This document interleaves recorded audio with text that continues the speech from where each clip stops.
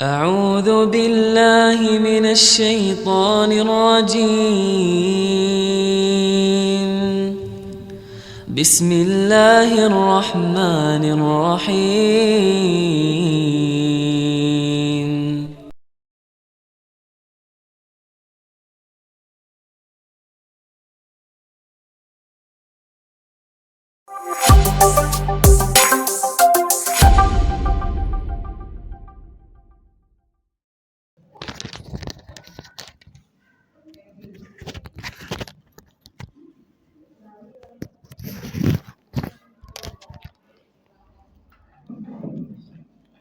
Bismillah. Assalamualaikum warahmatullahi wabarakatuh. Alhamdulillah wa kafa, wassalatu wassalamu ala nabiyyina Muhammadin al-Mustafa, wassalatu wassalamu ala nabiyyina Muhammadin al-Mustafa wa ala alihi wa ashabihi wa manittaba'al huda amma ba'du. Bapak Ibu yang dirahmati Allah Subhanahu wa taala, alhamdulillah kita senantiasa bersyukur pada Allah Subhanahu wa taala atas segala nikmat dan rahmat yang Allah berikan kepada kita semuanya.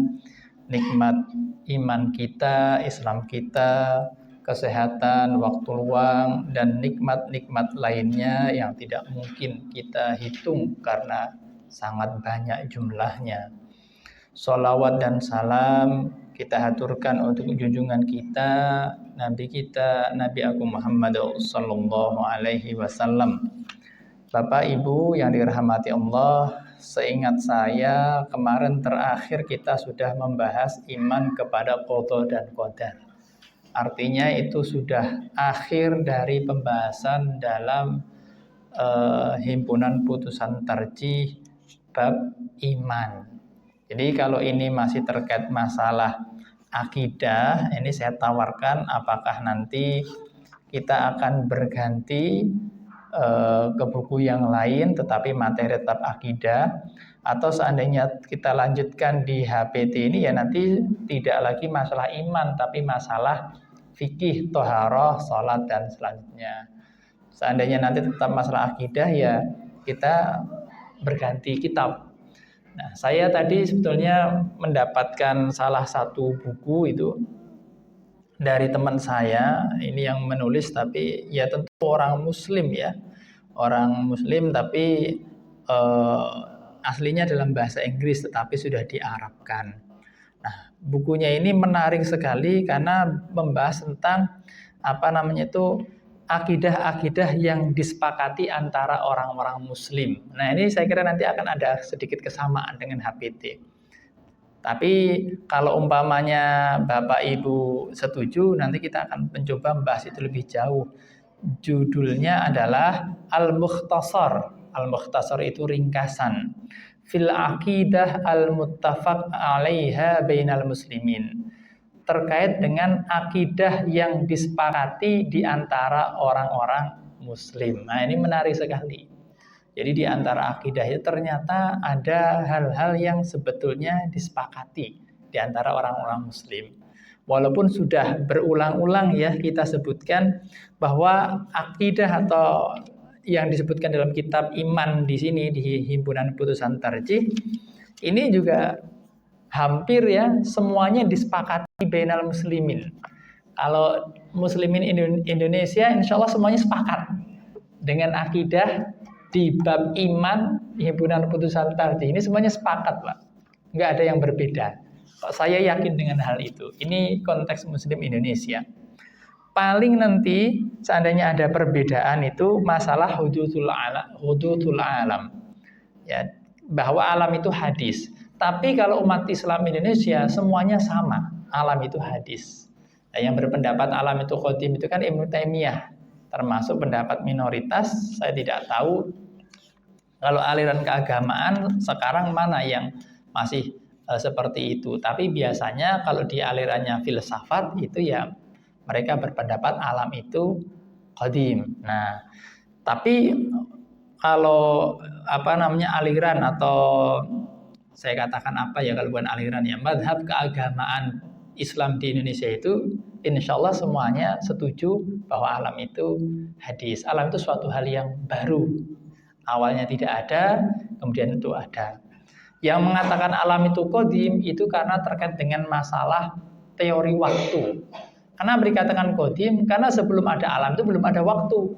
Bagaimana kita bisa mengatakan itu hadis, waktunya aja belum ada. Nah itu hanya masalah konsep waktu saja.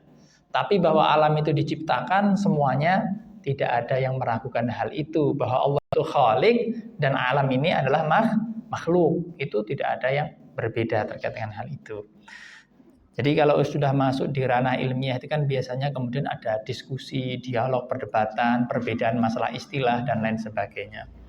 Itu hampir bisa saya katakan ini umat Islam ini sama ini. Nah, alhamdulillah. Jadi Bapak Ibu mau menyampaikan apa yang kita pelajari dari himpunan putusan tarjih itu, ini ya disampaikan ke siapa saja, itu insya Allah tidak ada perbedaan. Nah ini saya kira ini sama ini nanti. Nah kalau banyak kita nanti mengkaji ini, nanti boleh kita kemudian bandingkan. Saya kira tidak akan jauh berbeda. Nah, bagaimana ini berarti kita sekarang hari ini kita akan bicarakan ringkasannya saja, kesimpulan dari apa yang kita bahas. Jadi kesimpulannya itu sebetulnya itu bisa dilihat dari muqaddimah di awal kemarin Bapak Ibu. Apa itu iman? Nah gitu kan. Jadi ini tidak menggunakan bab akidah, tapi bab iman. Ya, memang istilah akidah itu termasuk istilah keilmuan. Kemudian disebut ilmu akidah. Yang sebetulnya ya kalau di zaman Nabi dan sahabat ya tidak menggunakan istilah akidah gitu. Memang kemudian muncul ada ilmu akidah, ada nanti ilmu fikih, ada nanti usul fikih, ada tasawuf dan ilmu-ilmu lainnya gitu kan. Kan kalau di zaman Nabi Muhammad ya tidak sampai sedetail itu. Ya Islam itu adalah sebuah agama yang di dalamnya memang ada hukum taklifiyahnya, ada yang harus dilakukan, ada yang dilakukan dapat pahala, tapi kalau tidak dilakukan tidak apa-apa, gitu kan? Ya model-model seperti itu sudah ada, tapi kemudian tidak dibakukan dalam sebuah istilah keilmuan. Nah, semakin maju, kemudian semuanya dibakukan dalam sebuah istilah keilmuan. Nah, di sini menggunakan kata iman. Nah, iman itu apa? Nah, di sini kemudian menukil hadis siapa Umar bin Khattab. Ketika Rasulullah Shallallahu Alaihi Wasallam dikatakan, ya, akhbirni anil iman, kabarkanlah kepadaku tentang apa itu iman. Ini hadis panjang, tidak hanya masalah iman sebetulnya yang ada di situ, tapi kita langsung saja fokus pada masalah imannya. Qala Nabi Muhammad kemudian menjawab, iman itu apa? Iman itu ternyata kalau Nabi Muhammad menerangkan ya mudah saja. Karena kan Nabi Muhammad dan para sahabat itu kan orang ummi. Ummi itu ya kalangan orang-orang, dia bukan bukan para ahli-ahli keilmuan yang rigid seperti kita saat ini ya. Jadi ketika menerangkan suatu hal yang sifatnya sederhana yang umumnya masyarakat bisa paham lah, kira-kira seperti itu ya. Kalau dalam bahasa secara letterlek ya ummi itu ya buta gitu. Antu'mina billah, iman itu, nah ini istilah dalam ilmu kalam namanya ta'rif birrasm. Nah, di masyarakat itu mungkin lebih mudah paham ketika menerangkan sesuatu dengan keterangan contoh. Nah, gitu ya. Manusia itu apa? Manusia itu adalah makhluk hidup yang berlogika. Wah, kesusahan ini gitu kan. Nah, tapi ada cara menerangkan yang lain. Manusia itu apa? Manusia itu seperti Anda, seperti saya, ya kan? Seperti ini teman saya ini manusia. Nah, itu namanya menerangkan dengan contoh atau ta'rif bir rasm. Nah, ini juga seperti itu. Iman itu apa? Iman itu ya antu'mina billah. Kamu yakin dengan adanya Allah. Allah itu yang disembah. Allah disebut Allah karena dia itu ma'bud, disembah itu. Yakin adanya yang disembah Allah. Wa malaikatihi, dan Allah tuh punya malaikat ya. Tentara Allah. yang ada yang membawa arsy Allah, ada yang membawa wahyu Allah, ada yang mencabut nyawa manusia, ada yang meniup sangkakala, ada yang menjaga neraka, ada yang menjaga surga, ya, dengan berbagai macam bentuknya malaikat itu, ya. Nanti diterangkan di sini dalam Al-Qur'an, ada yang sayapnya 2, ada yang sayapnya 3. Nah, jadi beda-beda. Walaupun kita ya gimana sayapnya 3 itu, ya. Nah, yakin adanya malaikat, beriman dengan malaikatnya, wa kutubihi, dan kitab-kitabnya. Artinya kitab itu banyak, ya. Al-Qur'an, Taurat, Zabur, ya, Injil, wa rusulihi, dan utusan-utusannya, wal yaumil akhir, dan hari akhir, dan beriman kepada takdir baik dan buruknya. Itulah iman. Itu. Nah, jadi iman itu. Walaupun ini ya mungkin kalau Bapak Ibu ya langsung mantok-mantok saja, oh itu iman, gitu. Ya kan? Sudah, oh iman itu cuma kayak gitu. Iya, kayak gitu. Nah, nanti kemudian setelah sampai di rumah, ya, direnungkan lagi. Kalau beriman pada Allah itu kemudian ngapain? Kemudian apa? Ya kan? Kemudian apa kalau sudah beriman pada Allah, malaikat? Oh, berarti kita ini tidak akan pernah lepas dari pengawasan Allah Subhanahu wa taala. Ada malaikat yang senantiasa mencatat setiap perbuatan kita, ya. Amalan kita semuanya tercatat oleh malaikat yang ada di kanan kiri kita. Pada waktunya malaikat datang akan mencabut ruh kita. Allah senantiasa mengawasi kita, bahkan sangat dekat dengan kita. Dan Allah sangat keras dengan orang yang berbuat dosa. Oh, jadi hati-hati. Saya jangan sampai berbuat dosa. Aduh, ini kok hidup ini sepertinya susah. Kita kadang bingung apa yang harus saya lakukan. Oh, ternyata ada wahyu Allah, kitab-kitabnya. Oh, berarti saya harus berpegang teguh pada kitab-kitab Allah tadi. Nah, kitab ini dibawa oleh para utusannya yang menerangkan kitab tadi. Oh, itu Nabi Muhammad, khatamun nabiyyin, ya, penutup para nabi. Seperti itu. Kemudian, kita hidup tidak akan selamanya, ada hari akhir. Dan ternyata apapun yang terjadi di dunia ini semua sudah dikadarkan oleh Allah. Berarti saya harus senantiasa beramal yang baik, ya kan? Amal soleh.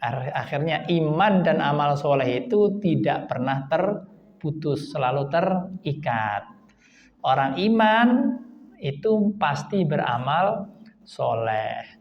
Nah, iblis itu tahu Allah itu ada, ya kan? Bahkan berbincang-bincang dengan Allah iblis itu, ya kan? Oleh Allah iblis, ayo iblis sujud sama Adam, nggak mau, ya kan? Loh, ngapain saya sujud sama Adam? Engkau menciptakan aku dari api, Adam cuma diciptakan dari tanah. Nah, itu iblis.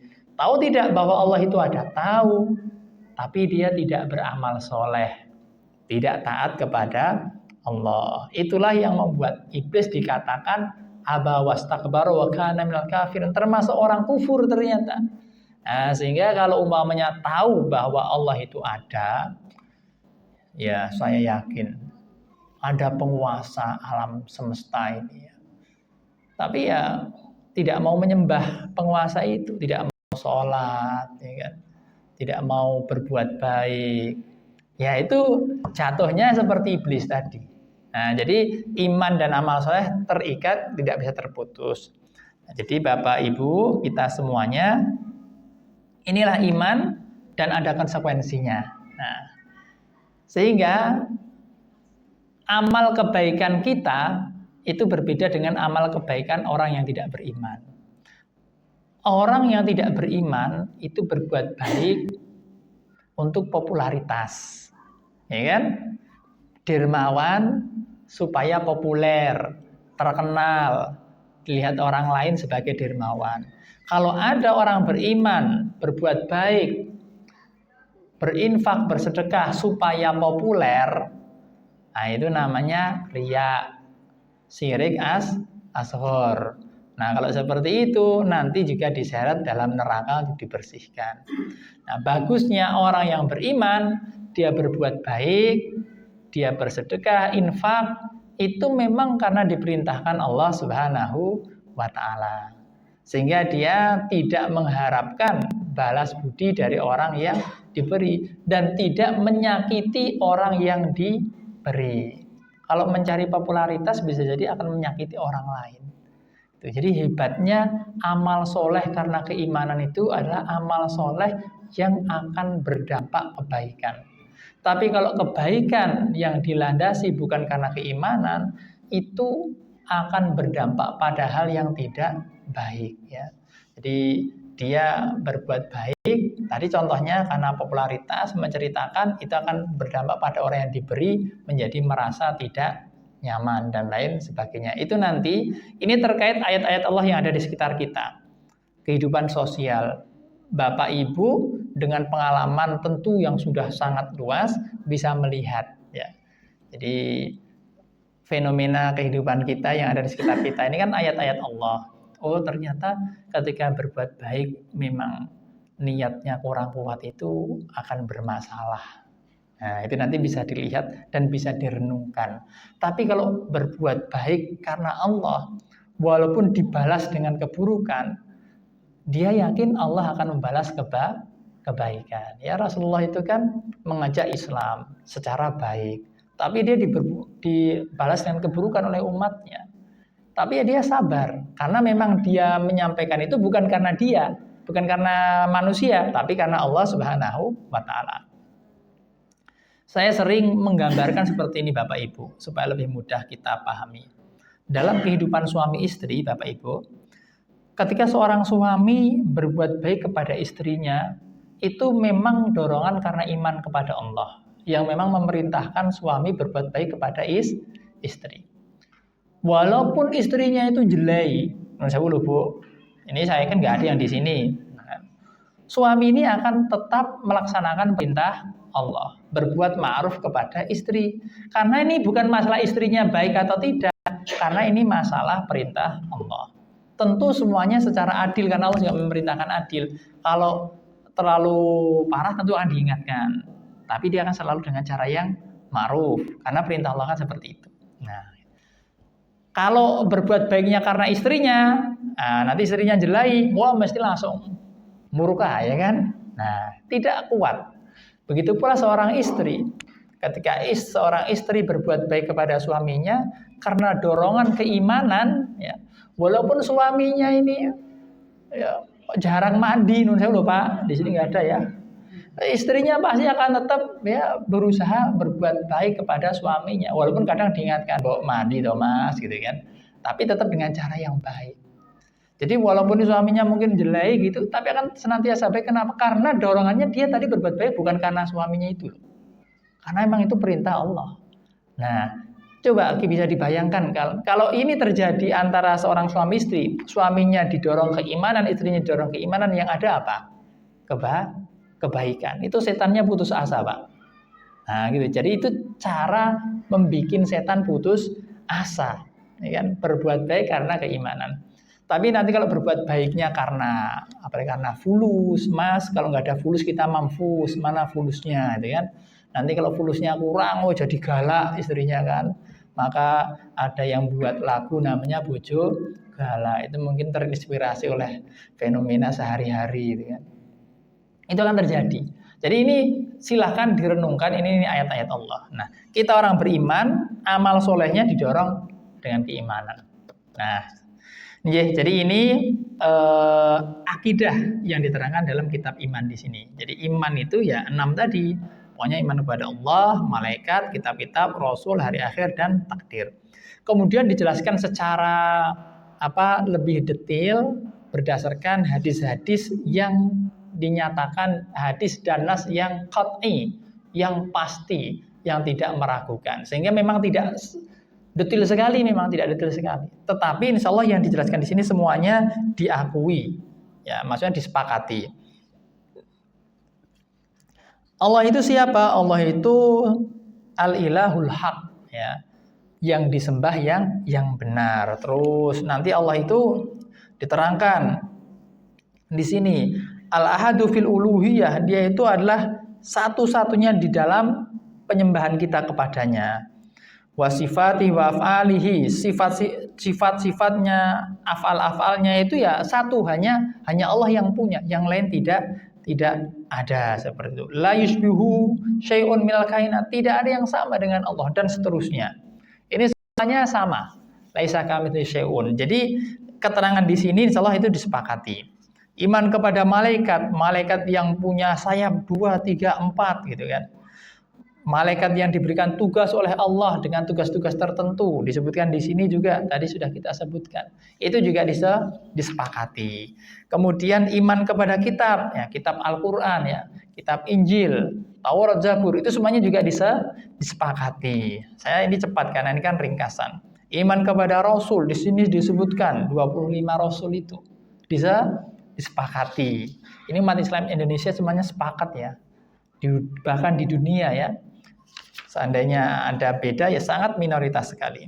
Iman pada hari kemudian, ya ini juga disepakati dengan berbagai macam namanya.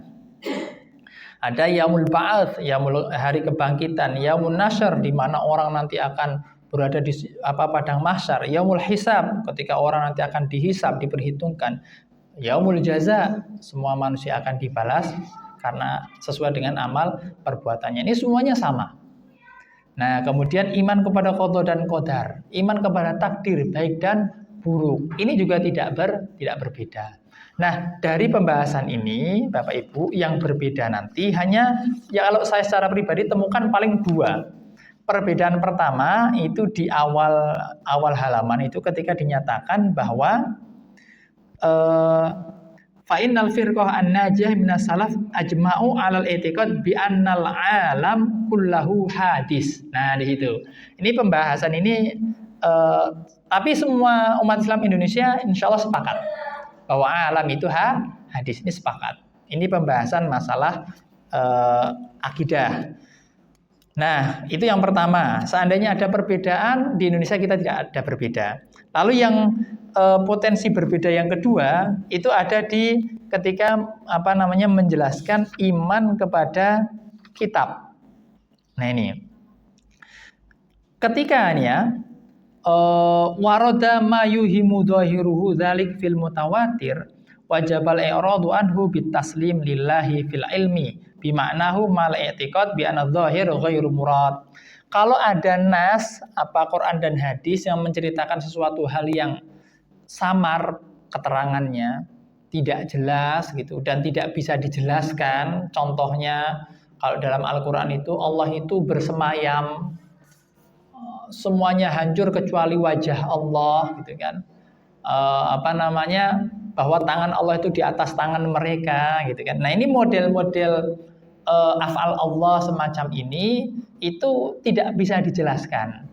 Maka ketika menemukan ayat atau hadis semacam ini, pertama itu wajib taslim. Taslim itu dalam bahasa lain namanya tafwid, sehingga disebut ahlu tafwid. Ahlu tafwid itu orang-orang yang menyerahkan maknanya kepada Allah. Ini kita tidak tahu maknanya. Masta'tarallahu bi ilmi, yang hanya tahu hanya Allah Subhanahu wa ta'ala. Nah, itu yang pertama.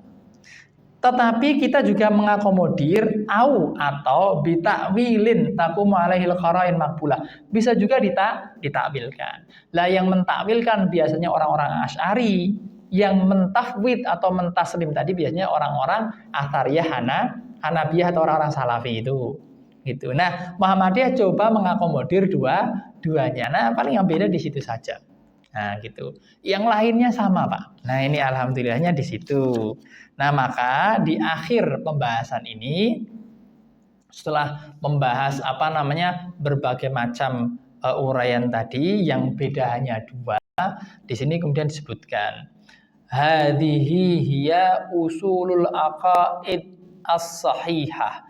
Inilah dia pokok-pokok. Nah, di sini kemudian disebut pokok ini pokok-pokoknya. Memang bukan termasuk cabang-cabangnya. Kalau cabang-cabangnya kan nanti akan lebih detail lagi. Nah, di sana kan nanti potensi bedanya agak banyak. Nah, tapi kalau pokok kan harusnya tidak berbeda. Maka disebut hadhihi ya usulul aqaid as-sahihah.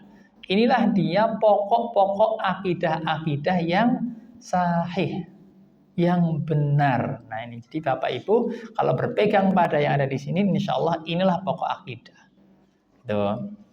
Warada biha al-Quran wa sunnah, yang ada di dalam Al-Quran dan sunnah. Wa syahidat biha al-atharul mutawatirah, dan membenarkannya, menyaksikannya riwayat-riwayat yang mutawatir, riwayat-riwayat yang tidak mungkin dusta, ya, riwayat-riwayat yang pasti valid bahwa itu memang riwayat yang hadis dari Rasulullah Shallallahu Alaihi Wasallam, ya Al-Quran, yang berarti ya Al-Quran sesuai dengan yang diwahyukan. Nah itu al-athar al-mutawatirah, riwayat yang mutawatir. Mutawatir itu apa? Mutawatir itu kalau dalam ilmu hadis adalah hadis yang diriwayatkan oleh sejumlah jalur para perawi hadis yang jumlahnya itu memustahilkan para perawi itu sepakat untuk berdusta. Itulah mutawatir. Berapa jalurnya itu? Nah, jalurnya itu ada yang kemudian mengatakan dia lebih dari 3 sampai 10. Nah, gitu. Jadi itu namanya mutawatir. Kalau jalurnya itu 1 namanya hadisnya gharib, kalau 2 namanya aziz, kalau 3 namanya masyhur. Kalau lebih dari 3 pada setiap tabaqat, pada setiap levelnya itu lebih dari 3, sahabat lebih dari 3, tabi'in lebih dari 3, tabi'in lebih dari 3, sampai penulis hadisnya itu bisa dikatakan mutawatir. Artinya tidak mungkinlah ini ada rawi yang berdusta. Nah, gitu. Famani attaqada jami'a dzalik mukinan bihi kana min ahlil haqqi wa sunnah. Nah, barang siapa yang meyakini semua itu tadi, ya, rukun iman tadi yang 6 tadi dengan betul-betul yakin, maka dia termasuk ahlul haqqi wa sunnah. Nah, gitu. Muhammadiyah menyebut dirinya ahlul haqqi wa sunnah. Memang kalau di masyarakat kita yang terkenal ahlus sunnah wal jamaah, ya kan? Ini sama saja sebetulnya. Ada teman kita yang menyatakan bahwa ini istilah ini sama-sama bisa ditemukan dalam kitab Al-Ibanah, ya, fi usul dayanah kalau tidak salah itu judul lengkapnya itu, yang dikarang oleh Abul Hasan Al-Asy'ari gitu. Nah, jadi apakah ahlus sunnah wal jamaah atau ahlul haqqi wa sunnah itu dua istilah yang intinya itulah aliran keagamaan yang diyakini kebenarannya yang disebut sebagai al-firqah an-najiyah tadi. Nah, cuma kalau kita memang dalam HPT ini menyebut diri dengan istilah ahlul haqqi wa sunnah. Jadi kelompok yang benar yang sesuai dengan sunnah. Nah, gitu. Itu keyakinan kita. Wa faraqa ahlal bid'ah wad dhalal, dan kita ini berpecah, menyelisihi dari kelompok bid'ah dan kelompok-kelompok yang sesat. Artinya apa? Kalau tidak yakin dengan pokok-pokok akidah tadi, itu bisa dikatakan dia ahlul bid'ah wal dhalal. Gitu. Umpamanya dia yakin bahwa akhir Nabi, akhir Rasul itu bukan Nabi Muhammad Shallallahu Alaihi Wasallam, maka itu berdasarkan akidah kita, dia termasuk kelompok yang sesat. Ada yang tidak, kelompok yang menyatakan bahwa Nabi terakhir itu bukan Nabi Muhammad. Ada. Nah, maka kalau dalam istilah, kalau kita landaskan pada keterangan di sini, oh berarti dia termasuk dolal atau termasuk bid'ah. Tadi membuat bid'ah bahwa Nabi setelah Nabi Muhammad itu juga masih ada, itulah bid'ahnya. Nah, gitu ya. Atau hal-hal yang lain, ya, umpamanya ada wahyu setelah Al-Qur'an karena ada nabinya tadi, berarti itu termasuk ahlul bid'ah wad dhalal gitu. Tidak percaya dengan hari kiamat, nah berarti termasuk ahlul bid'ah wad dhalal. Gitu nggih. Tapi selama masih beriman pada 6 rukun iman tadi, sesuai dengan pokok-pokok yang diterangkan di sini, maka dia semua termasuk ahlul haqqi was sunnah. Jadi Islam di Indonesia semuanya sama, Pak. Nggak ada bedanya kan? Coba ada nggak bedanya kita? Nggak ada. Semuanya beriman sama pada Allah Subhanahu wa taala, satu-satunya yang disembah, ya kan? Laisa kamitslihi syai'un, semuanya sama. Dan lain sebagainya gitu. Para nabi semuanya sama. Nah, akhirnya kita semuanya sebetulnya masuk kategori ahlul haq wa sunnah atau ahlus sunnah wal jamaah. Ya, jadi jangan suka debat sesama umat Islam, apalagi se-Indonesia kita masih satu karakter. Nah, kemudian ini ditutup dengan sebuah doa, nas'alullaha kamalal yaqin was sabat fid din lana. Kita meminta kepada Allah Subhanahu wa taala kamalal yaqin, keyakinan yang sempurna, wasabat, dan keteguhan yang sempurna fiddin lana, fiddin di dalam agama, lana walika fatil muslimin, untuk kita dan untuk seluruh orang-orang muslim. Ya, kita ini orang-orang Muhammadiyah, lika fatil muslimin, ya untuk orang muslim semuanya, ya walaupun tidak masuk dalam organisasi Muhammadiyah atau gerakan Muhammadiyah, semuanya juga didoakan karena sebetulnya ini sama. Saya sukanya seperti itu kalau mengajar akidah di himpunan putusan tarjih, karena memang ini usul aqaid yang tidak diperselisihkan. Kebetulan saya kan tidak suka berselisih ya. Jadi di pusat tarjih itu mau ada acara, ada salah satu lembaga lah gitu ya, itu kerjasama yuk kita kajian, judulnya itu tentang debat dalam Islam, temanya itu debat dalam Islam. Aduh, kok debat dalam Islam ini, ya nggak apa-apa lah, tapi harus ada yang ngisi dari kita gitu kan. Saya minta teman saya, karena ya saya alasannya gampang saja, karena saya nggak suka debat gitu kan.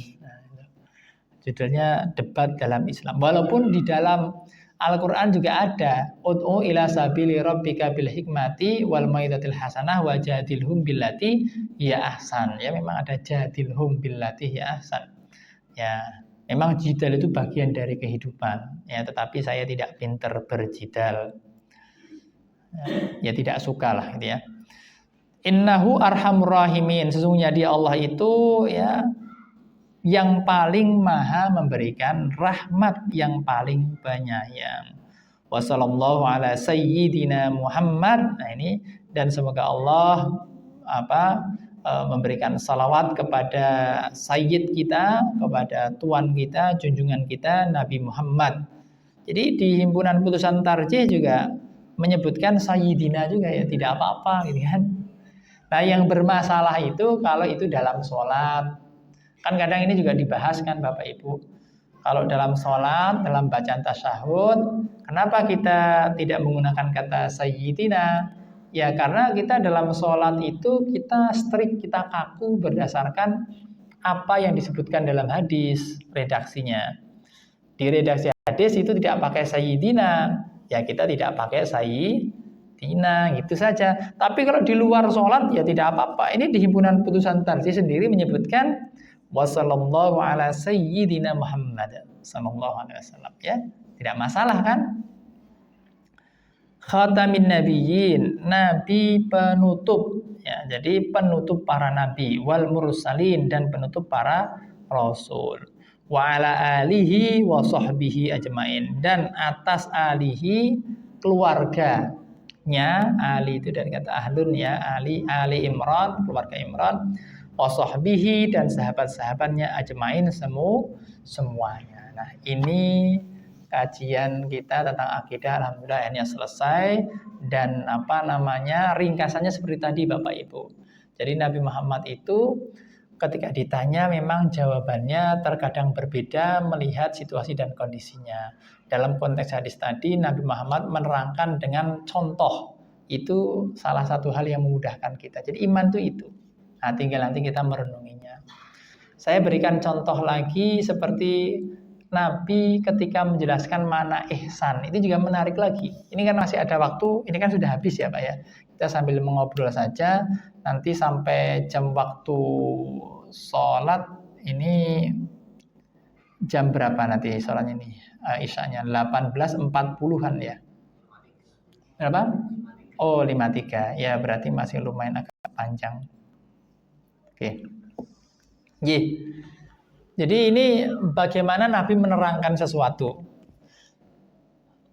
Dalam hadis yang panjang tadi, Nabi Muhammad juga ditanya tentang apa itu ihsan. Ihsan itu apa? Maka Nabi menjawab, anta budallah ka'annaka tarahu fa illam takun tarahu fa innahu yaraka. Ihsan itu engkau beribadah kepada Allah seakan-akan engkau melihatnya. Nah, tapi kalau engkau tidak melihatnya, mana ada kita melihat Allah ya? Maka sesungguhnya Allah itu melihatmu. Nah, jadi kita tidak akan pernah lepas dari Allah Subhanahu wa taala. Itu ihsan. Kan kita tanya, "Juk ngopo?" gitu kan. Kalau kita merasa di Allah, juk ngopo gitu loh. Kemudian apa gitu loh. Nah, ini nanti kalau kita baca hadis yang lain itu dijelaskan bahwa innallaha katabal ihsana fi kulli syai'. Sesungguhnya Allah itu menetapkan ihsan pada setiap sesuatu. Oh, berarti kita harus ihsan terhadap setiap sesuatu. Kemudian dicontohkan, fa idza qataltum fa ahsinu qitlah. Kalau engkau membunuh, maka ihsanlah, berbuat ihsanlah, udah susah sekali ya, dalam membunuh. Ini kok medeni banget ya. Membunuh harus ihsan. Maksudnya apa? Maksudnya ketika bapak ibu digigit semut arang-arang ya, yang warnanya merah itu, capitnya sangat kuat, bahkan kalau gigit sambil jengking itu ibu, dan tidak bisa lepas, itu diapakan semutnya? Kalau ibu digigit sambil jengking, semutnya nggak bisa lepas bu. Mestinya sama ibu ditarik kan? Waduh, nah coba ditarik, semutnya mati ya tidak? Nah, ketika kita membunuh ini semut ini, bunuhlah dengan ihsan, dengan cara yang baik. Nah, membunuh dengan cara yang ihsan itu yang membunuh dengan yang membuat dia cepat mati. Kan sebetulnya kayak gitu saja kan. Kalau cepat mati berarti kan dia cepat hilang rasa sakitnya. Kan sederhana saja. Maka ketika kita membunuh semut tadi, ya jangan diambil satu-satu kakinya. Oh, awas kamu berani gigit saya. Dicabut kakinya dulu. Ya, kemudian mananya nggak mati-mati sudah, kalau mau dibunuh bismillah dibunuh. Nah, kayak gitu. Begitu pula nanti kalau ketemu dengan nyamuk, tikus dan lain sebagainya, itu dengan cara yang ihsan. Ini maksudnya apa Bapak Ibu? Membunuh kayak gini saja kita harus ihsan, apalagi yang lain gitu loh maksudnya. Bisa dipahami ya. Jadi minumnya ihsan dengan cara sebaik-baiknya. Makan juga dengan yang ihsan. Pola hidup juga yang ihsan gitu. Itu perintah agama kita. Nah, dalam hadis itu dilanjutkan, fa idza dzabhtum fa ahsinu dzibhah. Kalau kita menyembelih dengan ihsan menyembelihnya. Bagaimana menyembelih dengan ihsan itu? Falyuhidda syafratahu wal yurih dabi hatahu. Pisaunya ditajamkan, ya kan? Dan binatangnya itu dirilekskan. Jangan mau menyembelih kambing, kemudian kita di depan kambingnya sambil mengasah pisaunya. Ayo mau tak sembelih. Nah, itu tidak ihsan. Kasihan kambingnya sudah dredeg duluan. Ya. Caranya bagaimana? Maka kita memisahkan tempat menyembelih dengan tempat kambingnya. Kambingnya yang mau disembelih jangan melihat kita ketika mengasah pisaunya. Dudukkan kambingnya dengan baik, disiapkan, ditidurkan, dipegang, kalau perlu ditutup matanya, dipegang kuat, kemudian disembelih supaya dia segera cepat mati, maka dipastikan urat-uratnya juga terputus yang memang sebagaimana diajarkan. Nah, sehingga nanti kan dia cepat mati. Gitu. Jadi hal yang semacam ini pun harus ihsan. Apalagi kehidupan kita sehari-hari. Nah, ihsan itu kan melakukan sesuatu dengan sebaik-baiknya. Nah, ini ihsan. Lalu tadi ihsan kan beda. Ihsan tadi kan kita beribadah seakan-akan melihat Allah atau seakan-akan diawasi oleh Allah. Tapi kalau ini ihsan kok beda lagi. Artinya apa? Ketika kita merasa atau yakin bahwa Allah senantiasa tahu apapun yang kita lakukan, maka secara otomatis kita akan senantiasa berbuat ihsan. Nah, gitu. Sehingga keyakinan kita ini itu akan semakin menguatkan. Semakin kita yakin, semakin kita ihsan. Semakin lemah keyakinannya, semakin kita tidak ihsan. Nah, kira-kira seperti itu. Dan ihsan ini ada dalam setiap kehidupan kita, ya. Ihsan ketika sholat, ihsan ketika berbicara, ya. Ihsan ketika bermuamalah dengan orang lain, ya. Ihsan apapun, kita berusaha karena manusia itu ya berusaha, tidak ada manusia yang sempurna, kita pasti penuh kekurangan, ya kita upayakan itu. Nah, itu contoh bagaimana Rasulullah menerangkan sesuatu. Kadang antar satu hadis dengan hadis yang lain itu ada agak berbeda, maka kita harus menggabungkan. Ini berarti bagaimana kalau seperti ini dipahami. Nah, ini tadi ketika berbicara masalah iman, dalam hadis ini Rasulullah juga tadi menjelaskannya seperti itu. Iman itu contohnya ini. Nah, nanti dalam hadis yang lain seringkali juga kita sebutkan, Rasulullah itu juga ketika menjelaskan iman itu juga dengan contoh, Bapak Ibu. Contoh apa? Man kana yu'minu billahi wal yawmil akhir apa? Falyaqul khairan aw liyasmut. Itu kan contoh, Pak. Jadi, gimana? Orang yang beriman pada Allah dari akhir itu, dia mesti ngomongnya baik. Nah, inilah yang tadi saya ringkas. Orang yang beriman itu, dia pasti beramal soleh. Karena terikat iman dengan amal soleh. Nah, maka dalam hadis yang lain, orang beriman itu ngomongnya baik loh.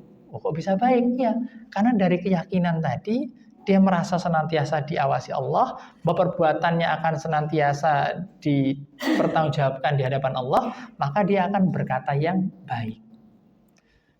Nah, saya cerita ini mungkin bisa jadi akhir ya. Jadi, ada cerita menarik. Ini cerita tentang Chrisye. Saya yakin Bapak Ibu kenal lah ya. Chrisye itu kan termasuk penyanyi yang sangat terkenal di zamannya nggih Bapak Ibu ya. Nyanyinya kan ada yang religius ya kan. Suatu saat dia itu meminta kepada Taufik Ismail untuk menuliskan lirik untuk dia nyanyikan. Taufik Ismail itu kan salah seorang penyair tersohor di Indonesia ya. Taufik Ismail itu. Seminggu ya, gitu ya. Aduh nggak bisa kalau seminggu, sebulan katanya. Ya udah sebulan. Taufik Ismail kemudian berkontemplasi, merenung. Wah, apa ya liriknya?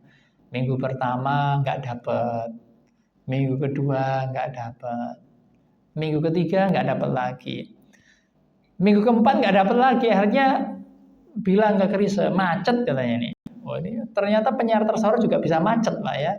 Inilah manusia itu tidak sempurna. Sampai suatu saat Taufik Ismail itu baca Al-Quran. Kebetulan yang dibaca itu surat Yasin ya. Surat Yasin. Sampai ayat ke-65. Nah, di ayat yang 65 itu dinyatakan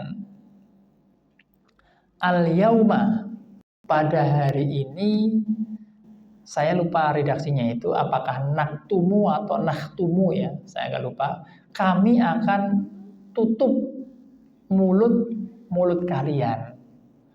Dan tangan kalian akan bersaksi, begitu pula kaki kalian, bima kanu yaksibun, dengan apa-apa yang bima kuntum taksibun. Saya agak lupa redaksinya. Dengan apa-apa yang kalian lakukan. Nah, jadi dari situ kemudian dia dapat inspirasi. Oh, al-yauma, pada hari ini, yakni hari kiamat itu nanti, mulut itu akan ditutup, tangan dan kaki akan bicara, akan bersaksi dengan apa yang kita lakukan. Nah, dari situ kemudian dia mendapatkan lirik lagunya tadi, ketika tangan dan kaki bicara. Nah, ini kan termasuk hal yang gaib, al-imanu bil yaumil akhir ini ya. Iman kepada hari akhir. Orang yang iman pada hari akhir seperti itu, maka nanti otomatis dia falyakul khairon aw liyasmut. Nggak mungkinlah dia sembarang berbicara, Pak. Karena apapun yang dia katakan itu dipertanggungjawabkan. Dan kalau Indonesia ini orang-orangnya beriman semua, insya Allah Indonesia ini akan menjadi negara yang diberkahi. Sebetulnya itu saja kuncinya. Saya terkadang berpikir, Indonesia ini kan kadang kalau di berita-berita itu ya macam-macam lah. Kok kayak gini ya, seperti ini ya Bapak Ibu ya bentuknya ya gitu kan. Akhirnya karena saya ya alhamdulillah kadang suka mengisi gitu, apa ini sebetulnya. Ya intinya kalau dalam Al-Quran supaya kita ini menjadi negara yang baik, masyarakatnya beriman dan bertakwa. Kan problemnya di situ saja. Kenapa orang sembarangan ngomong, ya kan? Sembarangan menuduh orang lain. Kenapa orang berani berbuat zalim? Karena imannya itu bermasalah. Gitu? Jadi tepat dikatakan dalam Al-Quran, lau anna ahlal qura amanu wattaqau lafatahna alaihim barakatim minas sama'i wal ardh. Kalau orangnya itu kalau orang itu beriman dan bertakwa, maka Allah akan menurunkan berkahnya dari langit dan bumi. Nah itu. Jadi ternyata intinya itu. Nah inilah pentingnya iman. Dan iman ini beda dengan tahu loh Bapak Ibu. Kalau sekedar tahu itu setan iblis tadi dia tahu Allah itu ada, tapi tidak beriman, tidak taat, tidak beramal soleh. Nah kalau kita beriman, walaupun tidak pernah bertemu dengan Nabi Muhammad, tidak tahu di mana Allah, tentu dengan keterangan dari hadis dan Al-Quran Allah itu ya dekat dengan kita gitu kan. Tapi kan ainal arsy wallahu alam kan, kita tetap tidak tahu gitu. Tapi kita mengimani itu, ada yang maha kuasa yang kita sembah. Dan kemudian kita beramal soleh. Nah, dengan seperti itu kita akan mendapatkan barokah. Jadi sesederhana itu saja. Saya kira itu Bapak Ibu yang kita sampaikan. Ini iman ini penting ya. Karena ini kunci. Ini kunci kebaikan kita dunia dan akhirat iman ini. Kuncinya kan di sini. Ada pertanyaan, kita masih ada waktu. Tinggal 1 menit nggih. Nggih, 1 menit. Mungkin silahkan. Seandainya Bapak Ibu ada pertanyaan. Nggih. Seperti aliran-aliran yang mengkafirkan dan menajiskan kaum muslimin, itu kan ada satu di mana satu. Ya. Tentu ya dia tetap menjadi mukmin dan saudara kita selama dia meyakini usul aqaid ini gitu. Dan tidak boleh ya, karena bi'salismul fusuq itu ba'dal iman. Nama atau penyebutan yang paling buruk itu ya kekafiran.